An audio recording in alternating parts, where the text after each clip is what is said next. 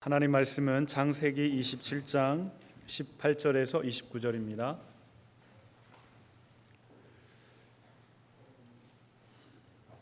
구약 성경 38페이지쯤에 있습니다. 창세기 27장 18절에서 29절 우리 찾으셨으면 저와 여러분 한 절씩 교독하도록 하겠습니다. 제가 먼저 읽겠습니다. 야곱이 아버지에게 나아가서 내 아버지여 하고 부르니 이르되 내가 여기 있노라. 내 아들아 내가 누구냐. 야곱이 아버지에게 대답하되 나는 아버지의 맏아들 에서로소이다. 아버지께서 내게 명하신 대로 내가 하였사오니 원하건대 일어나 앉아서 내가 사냥한 고기를 잡수시고 아버지 마음껏 내게 축복하소서. 이삭이 그의 아들에게 이르되 내 아들아 내가 어떻게 이같이 속히 잡았느냐. 그가 이르되 아버지의 하나님 여호와께서 나로 순조롭게 만나게 하셨음이니이다. 이삭이 야곱에게 이르되 내 아들아 가까이 오라. 내가 과연 내 아들 에서인지 아닌지 내가 너를 만져보려 하노라. 야곱이 그 아버지 이삭에게 가까이 가니 이삭이 만지며 이르되 음성은 야곱의 음성이나 손은 에서의 손이로다 하며 그의 손이 형 에서의 손과 같이 털이 있으므로 분별하지 못하고 축복하였더라. 이삭이 이르되 네가 참 내 아들 에서냐. 그가 대답하되 그러하니이다. 이삭이 이르되 내게로 가져오라. 내 아들이 사냥한 고기를 먹고 내 마음껏 내게 축복하리라. 야곱이 그에게로 가져가매 그가 먹고 또 포도주를 가져가매 그가 마시고 그의 아버지 이삭이 그에게 이르되 내 아들아 가까이 와서 내게 입맞추라. 그가 가까이 가서 그에게 입맞추니 아버지가 그의 옷에 향취를 맡고 그에게 축복하여 이르되 내 아들의 향취는 여호와께서 복 주신 밭의 향취로다. 하나님은 하늘의 이슬과 땅의 기름짐이며 풍성한 곡식과 포도주를 내게 주시기를 원하노라. 만민이 너를 섬기고 열국이 내게 굴복하리니 내가 형제들의 주가 되고 내 어머니의 아들들이 내게 굴복하며 너를 저주하는 자는 저주를 받고 너를 축복하는 자는 복을 받기를 원하노라. 아멘. 네, 우리 좌우에 계신 분들과 인사하겠습니다. 네, 잘 오셨습니다. 한번 인사하겠습니다. 네. 만나서 너무 반갑습니다. 우리는 지난주에 야곱의 이야기를 통해서 하나님의 특별한 선택과 그 예언의 메시지를 받은 이삭의 가정, 그리고 그 가정 안에 있던 에서와 야곱, 그 쌍둥이 아들이 매우 경쟁적이고 매우 세속적인 삶의 모습을 가지고 있었다라는 것을 보았습니다. 하나님의 특별한 선택과 은혜가 있었던 가정 안에 어떻게 편애와 경쟁 그리고 세속의 모습이 병행할 수 있는가. 참 설명하기가 너무 어렵지만 이 두 가지의 모습이 함께 이 가정 안에 있었던 것입니다. 사도 바울이 로마서 7장에서 자신의 내면을 성찰하고 탄식했던 것처럼 오호라 나는 곤고한 사람이로다. 선을 행하기 원하는 내게 악이 함께 있다. 공존할 수 없을 것 같은 선과 악이 나의 내면 안에 함께 있다라는 것을 탄식했습니다. 우리도 선과 악이 우리의 마음속에 공존하고 있는 그런 것을 탄식할 때가 참 많습니다. 우리의 이 양면성, 선과 악을 함께 가진 이 양면성을 가진 우리 그리스도인의 내면 세계처럼 이삭의 가정에는 하나님의 특별한 섭리하심과 인간의 연약함이 공존하여 나타나고 있었습니다. 오늘 본문에는 지난주에 살펴보았듯이 이삭과 리브가 부부 그리고 두 아들인 에서와 야곱이 하나님의 뜻을 받들어 이루어 드리기에 얼마나 부족한 사람들이었는지를 잘 나타내주는 유명한 일화가 나타나고 있습니다. 성경에 나오는 아마 최고의 사기극이 아닐까라는 생각을 해보게 됩니다. 일방적인 편애로 이삭은 에서와 한 팀이 되고, 또 일방적인 편애로 또 다른 팀이 된 리브가와 야곱의 그 경쟁적인 장자권 다툼, 축복권 다툼의 이야기가 나오고 있습니다. 자기밖에 모르는 욕심, 그 욕심이 불러온 참 비극적인 일이 이 가정 안에 일어났던 것입니다. 그러나 이 비극적인 일 가운데서도 하나님의 계획이 조금씩 이루어져 가는 것을 또한 우리는 함께 볼 수 있습니다. 이 사기극은 리브가와 야곱이 주도적으로 만든 일이었지만 실상 이삭과 에서도 이 일의 원인을 제공하고 있었습니다. 오늘의 이야기는 이삭으로부터 시작합니다. 오늘 저희가 본문을 18절에서 29절까지만 읽었지만 오늘 창세기 27장 전반적인 내용을 함께 우리가 다루어야 할 것 같습니다. 이야기의 시작은 27장 1절에 이삭이 나이가 많아 눈이 어두워 잘 보지 못하더니라고 시작하고 있습니다. 이것은 이삭이 신체적으로 이제 노쇠했다, 많이 늙었다라는 것을 표현하는 말이지만 동시에 그의 영적인 분별력이 어두워진 상태라고 하는 것을 나타냅니다. 이삭의 마음속에는 큰아들 에서에게 비밀리에 이 아들만 축복해 주고 싶은 마음이 있었습니다. 그래서 이삭이 큰아들 에서를 몰래 불러서 말합니다.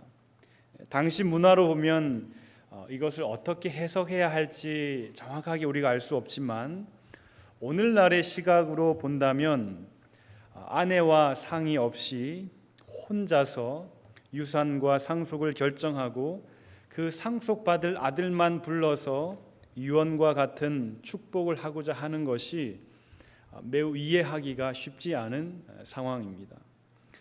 게다가 큰아들 에서만 불러서 축복하는 것 상당히 불공평합니다. 별로 사랑하지 않는 아들 야곱이라 할지라도 작은 아들 함께 불러서 큰아들은 큰아들 나름대로 축복하고 작은 아들은 작은 아들 나름대로 축복을 해 주어야 하는데 이삭은 에서만 몰래 불러서 축복하고자 했습니다. 이 축복의 상황에 아내인 리브가도 빠져 있고 둘째 아들인 야곱도 모두 빠져 있습니다. 에서를 불러놓고 이삭이 말하기 시작합니다. 2절 말씀해 보시면 내 아들아 내가 거의 죽을 날이 되었으니 나를 위하여 내가 즐기는 별미를 내게로 가져와서 내가 죽기 전에 내 마음껏 즐기게 하라. 이삭의 지금 핵심적인 표현은 나를 위해서 나에 대한 집중이 되고 있는 것을 보게 됩니다. 이삭과 큰아들 에서와의 그 은밀한 만남, 그 은밀한 약속, 아내와 야곱은 빠져버린 이 불편한 편의 현실이 정말 이제 전개가 되려고 합니다. 큰 자가 작은 자를 섬길 것이다 라고 하는 하나님의 예언이 있었지만 그 예언의 말씀이 자칫 이삭의 편애와 영적인 둔감함으로 매우 이상한 방향으로 흘러갈 수도 있는 상황이 지금 전개되고 있는 것입니다. 큰아들 에서도 마찬가지죠. 이와 같은 아버지의 제안에 아버지, 동생 야곱도 당신의 아들이니까 같이 불러서 축복하시는 게 좋지 않겠습니까? 그러나 에서가 그렇게 말하지 않았습니다. 아버지의 그 은밀한 계획에 에서도 함께 동참합니다. 왜냐하면 에서의 마음속에도 아버지의 축복을 동생 야곱 몰래 독점하고 싶은 욕심이 그의 안에 있었기 때문입니다. 손바닥도 마주쳐야 소리가 나죠. 이삭의 욕심 그리고 에서의 욕심이 마주쳐서 이와 같은 일이 은밀하게 진행되고 있습니다. 그래서 큰아들 에서는 신이 나서 곧바로 아버지를 위한 별미를 마련하기 위해서 사냥터로 뛰어나가고 있는 것입니다.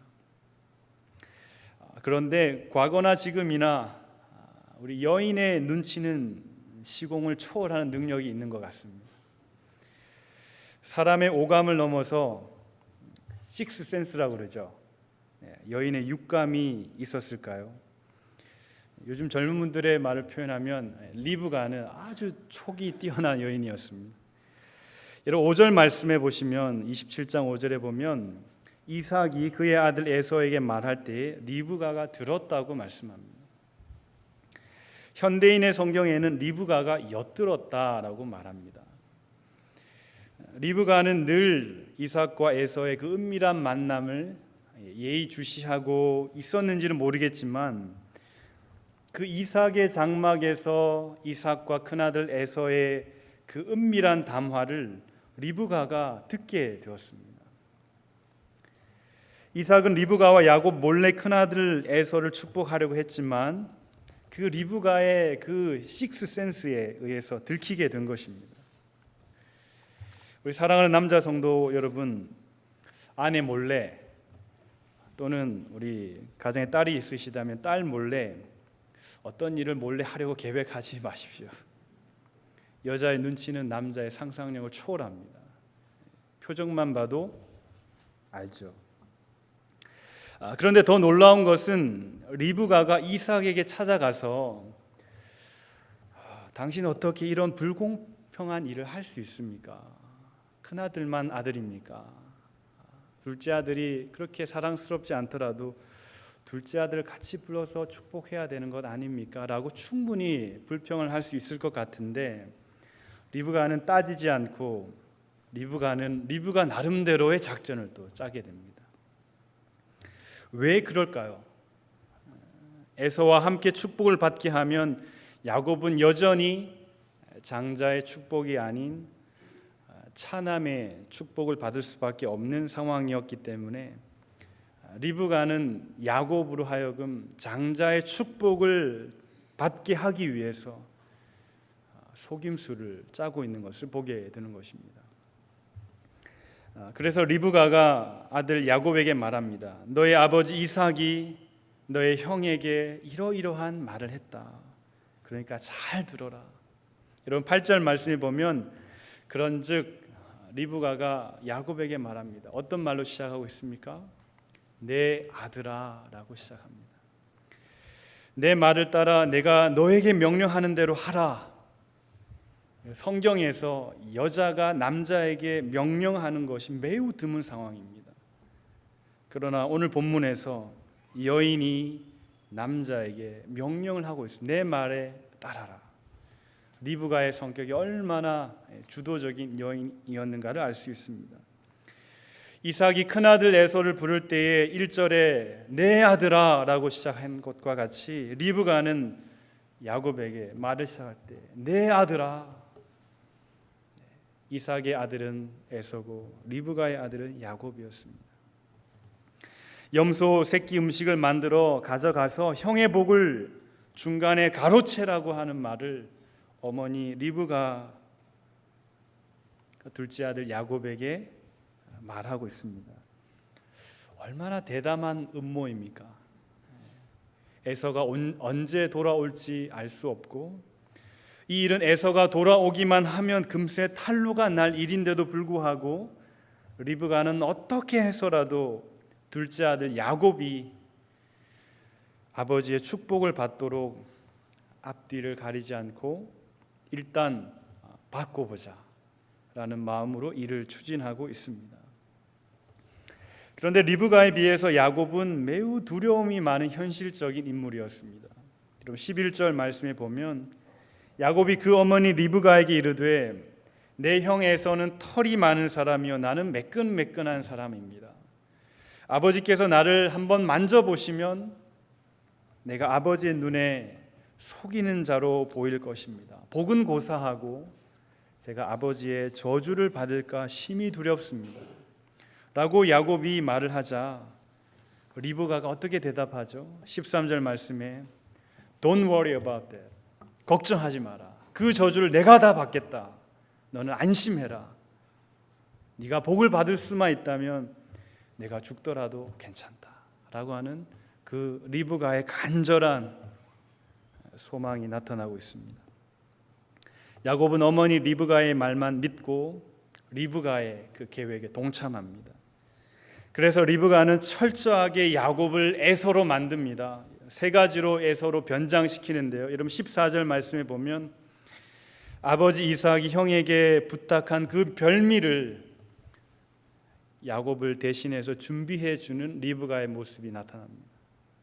15절 말씀에 에서의 그 겉옷을 야곱에게 입혀줍니다. 그래서 야곱의 몸에서 에서의 채취가 날 수 있도록 에서의 옷을 야곱에게 입혀주는 리브가의 모습이 있습니다. 16절에 야곱의 매끈매끈한 피부를 감추기 위해서 리브가가 염소 새끼의 그 가죽 털로 야곱을 덮어주는 모습을 보게 됩니다. 야곱은 가만히 서 있고요. 리브가가 야곱의 손에는 별미를 만들어 쥐어주고 그 어깨에는 에서의 옷을 입혀주고 그 팔에는 염소의 그 가죽 털을 붙여 주어서 야곱을 완전히 에서로 변장시키게 해 주었습니다.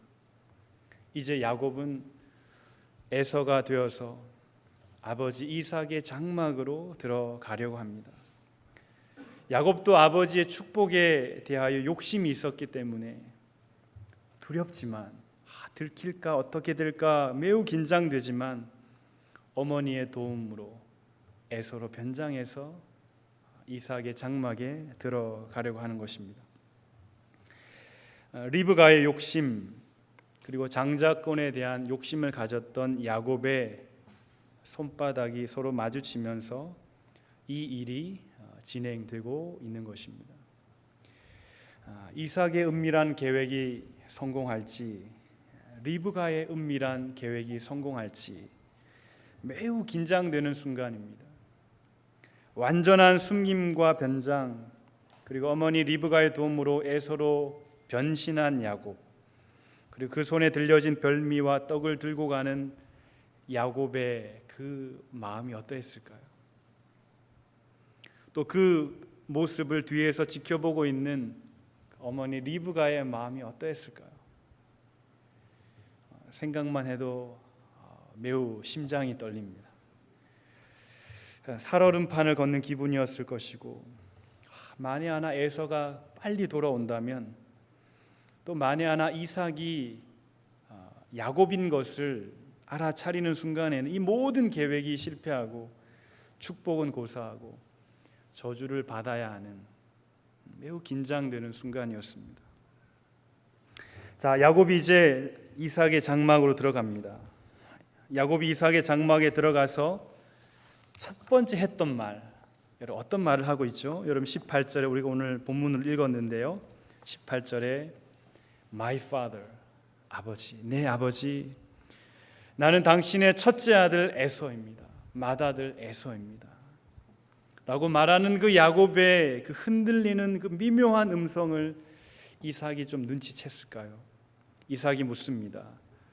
20절 말씀에 어떻게 이리 속히 왔느냐? 이렇게 빨리 올 수가 없는데 어떻게 이렇게 빨리 왔느냐? 야곱이 이 말을 듣고 20절에 뭐라고 대답하죠? 여호와 하나님께서 나로 순조롭게 사냥감을 만나게 하셨습니다. 하나님의 이름을 이용하고 있습니다. 야곱이.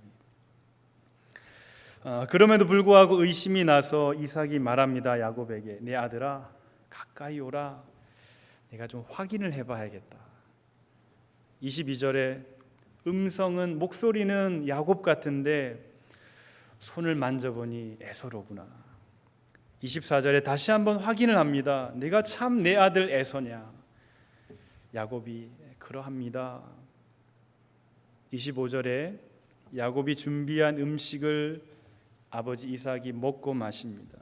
그리고 마지막 최종적으로 확인하죠. 26절에 입맞춤을 합니다. 27절에 에서의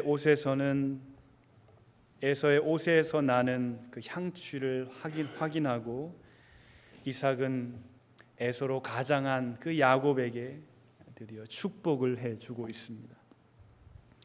축복의 내용이 27절에서부터 29절까지 이삭이 야곱에게 했던 축복입니다. 28절에 어떤 축복을 하죠?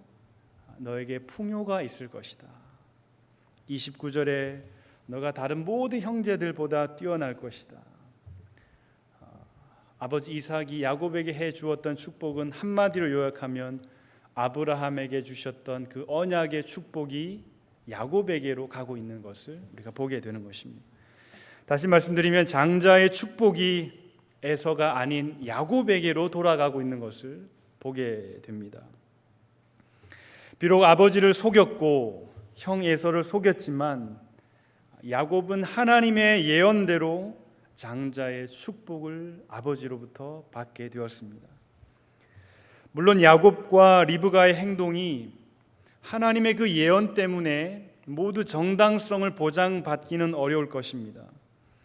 그러나 이삭도, 아버지인 이삭도 영적인 분별력이 흐려져 있었기 때문에 만약에 야곱이 속이지 않았더라면 이삭은 하나님의 예언의 말씀이 성취되지 못하도록 방해하는 장본인이 될 뻔했습니다. 30절 말씀에 야곱을 축복하기를 마침에 정말 드라마처럼 에서가 돌아왔습니다. 돌아와서 별미를 만들어서 아버지에게 들어갔을 때 아버지로부터 들었던 그 청천벽력과 같은 말, 내 아우가 와서 속여서 너의 복을 빼앗았다. 에서가 울고불고 한탄을 합니다. 아버지, 남은 축복이라도 저에게 해주십시오. 39절과 40절에 아버지 이삭이 에서를 향하여 축복하는데 그 축복의 내용이 축복인지 저주인지 저주에 가까운 이 예언의 말씀을 주고 있습니다. 39절 말씀에 땅의 기름짐에서 멀고 하늘 이슬에서 너가 멀 것이다. 풍요가 없을 것이다. 40절 말씀에 칼을 의지하고 너는 너의 아우를 섬기리라. 이삭의 입술을 통해서 큰 자가 작은 자를 섬기리라고 하신 하나님의 예언의 말씀이 정말 극적으로 이루어지고 있는 것을 보게 됩니다. 그런데 사랑하는 성도 여러분, 하나님의 예언이 1차적으로 성취되는 순간 어떤 일이 일어났습니까? 가족이 완전히 깨어져 버렸습니다. 에서가 아버지로부터 받은 것은 정말 저주에 가까운 말이었습니다. 이와 같은 일을 겪었을 때 에서가 어떤 마음을 품습니까? 41절에 에서가 심중에 이르기를, 마음의 생각을 품기를, 아버지가 이제 돌아가실 때가 다 되었으니까 돌아가시면 내가 내 아우를 쳐 죽여야겠다. 에서는 동생 야곱을 정말 죽이고 싶을 만큼 미워졌습니다. 제2의 가인과 아벨의 사건이 일어나기 일보 직전의 상황이었습니다. 안 그래도 예전에 동생이 자신의 그 불리한 상황을 이용해서 장자권을 팔라고 했던 것이 미웠을 텐데 정말 이제 아버지까지 속여서 장자권을 가져가 버린 야곱이 너무 미웠을 것입니다. 그래서 아버지가 죽기만 하면 내가 동생을 죽여버리리라. 마음에 매우 쓴뿌리를 키우기 시작했습니다. 형제 간의 우애가 깨져버린 것입니다. 에서가 심중에 말했던, 마음에 계획했던 그 야곱을 향한 미움과 살인의 계획을 어떻게 또 리브가가 알게 되었을까요? 42절 말씀에 맏아들 에서의 이 말이 리브가에게 들렸다라고 말합니다. 리브가는 정말 600만 불의 여인입니다.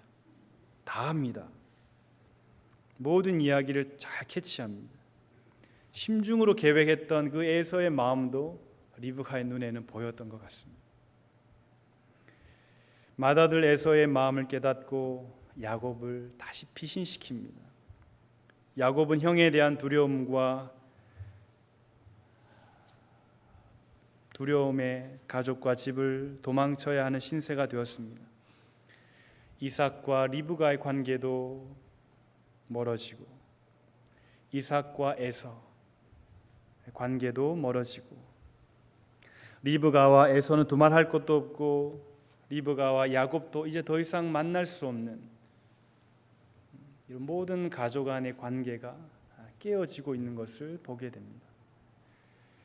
사랑하는 성도 여러분, 이 사건을 우리가 어떻게 바라봐야 할까요? 하나님의 예언, 큰 자가 작은 자를 섬기리라고 하셨던 그 예언의 말씀이 결국에는 야곱이 장자의 축복을 받음으로 성취가 됩니다. 그러나 그 과정에서 얼마나 많은 분노와 시기와 경쟁과 다툼이 생겼습니까? 그 과정에서 가정에 얼마나 많은 불화가 생겼습니까?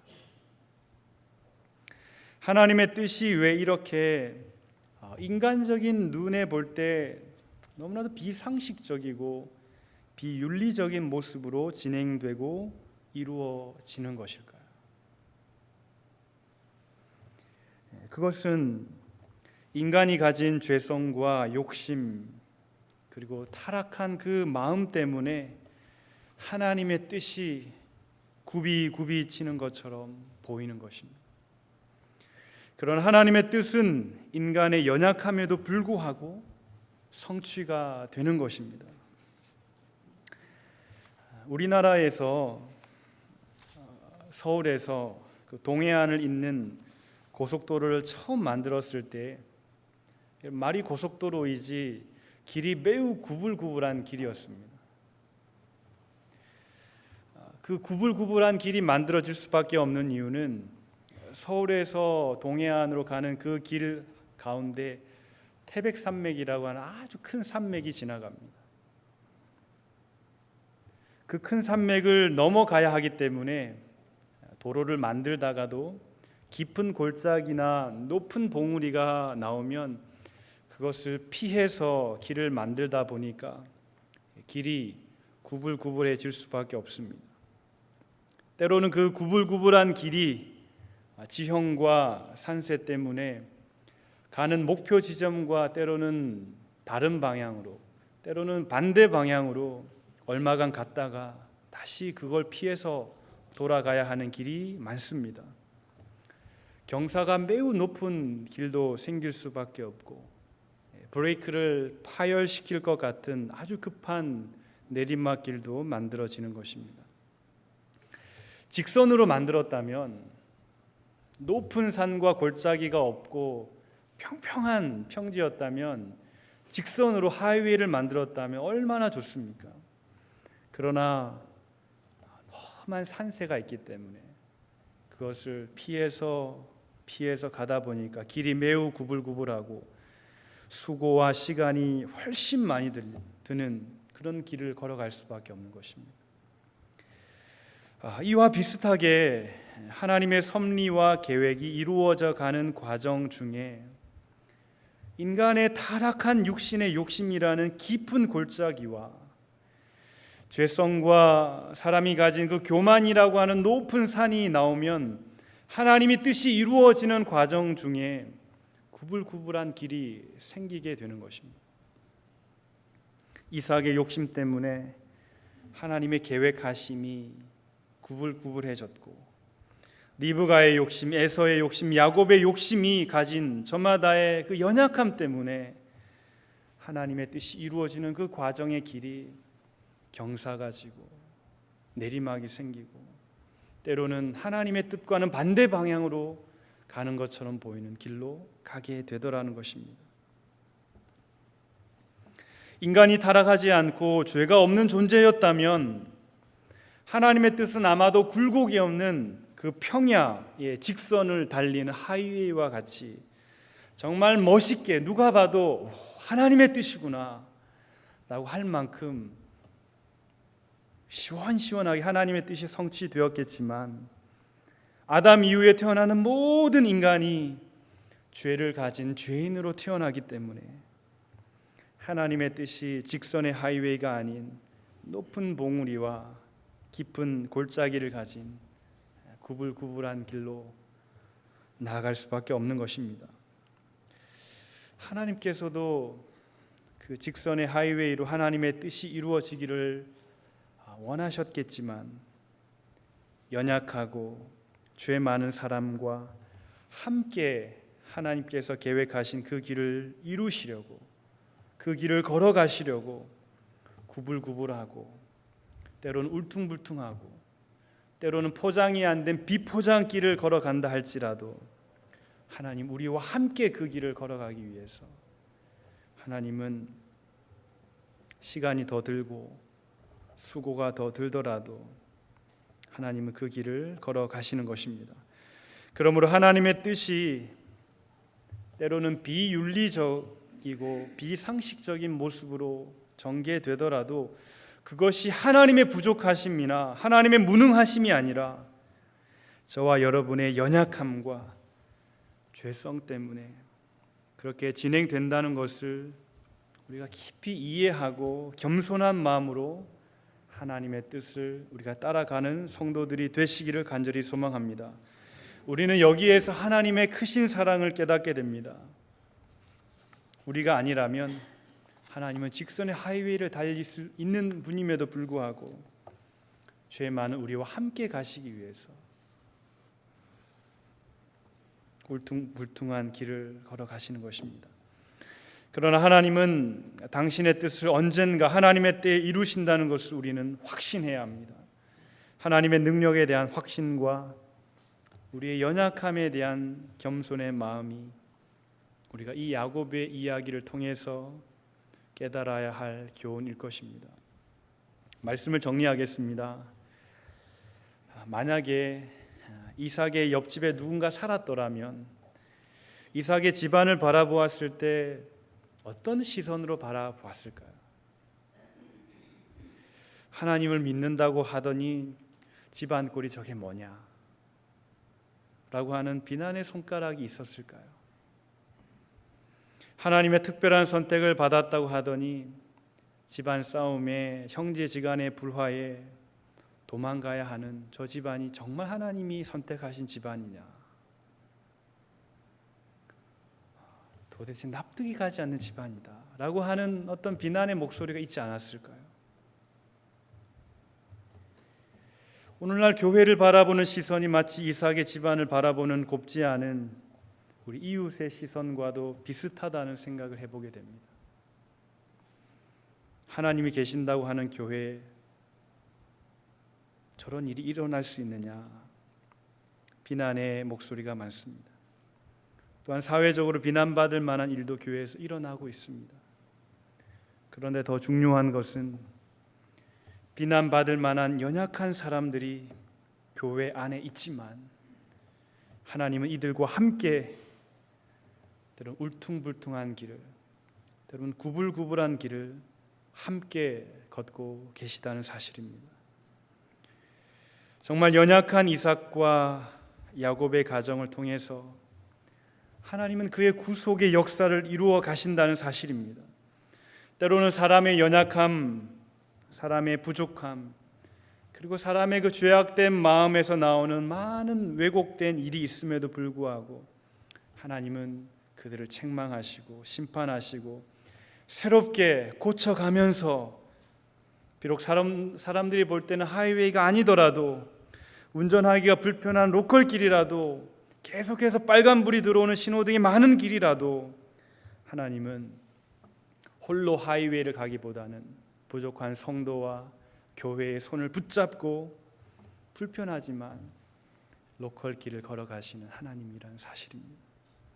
사랑하는 성도 여러분, 우리가 연약해서 길이 구불구불해진 것이지 하나님이 무능해서 길이 울퉁불퉁해진 것이 아닙니다.